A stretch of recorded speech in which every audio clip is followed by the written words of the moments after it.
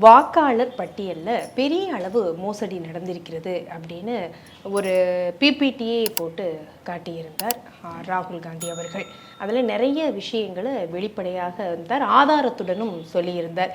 அப்போது இந்த விவகாரம் பூதாகரமாக கொண்டிருக்கிறது அப்படின்னு சொல்லலாம். எங்கே தப்பு நடந்திருக்கு? டிரான்ஸ்பரண்ட்டாக இருக்க மாட்டோம்னு உறுதியோட எலெக்ஷன் கமிஷன் இருக்காங்களே, அங்கே தான் தப்பு நடக்குது. உதாரணமாக அவங்க நீங்கள் பிரமாண பத்திரம் கொடுங்கன்னு சொல்கிறாங்க. பிரமாண பத்திரம் கொடுக்க தேவையில்லை. இந்த விஷயத்தில் சிதம்பரம் சொல்லியிருக்காரு, ஒரு குறிப்பிட்ட தொகுதியில் ஒருத்தர் இப்போ எனக்கு என்னுடைய ஓட்டு இங்கே சேர்க்கப்படவில்லை அப்படின்னு சொன்னார்னா, சேர்க்கப்பட்டிருக்குன்னு அந்த லோக்கல் ஆஃபீஸர் எலெக்ஷன் ஆஃபீஸர் சொன்னார்னா இவங்கள்ட்ட சொல்லுவாங்க, அப்புறம் நீங்கள் பிரமாண பத்திரம் கொடுங்க, சேர்க்கலன்னு நாங்கள் விசாரிக்கிறோம்.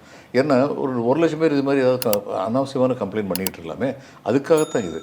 ஆனால் ராகுல் காந்தி பண்ணியிருக்கிறது 6 மாதம் ஸ்டர்னுவஸாக ஸ்டடி பண்ணியிருக்காங்க. ஸ்டடி பண்ணி அவர் வரிசையாக சில குற்றச்சாட்டுகள் வச்சுருக்காரு.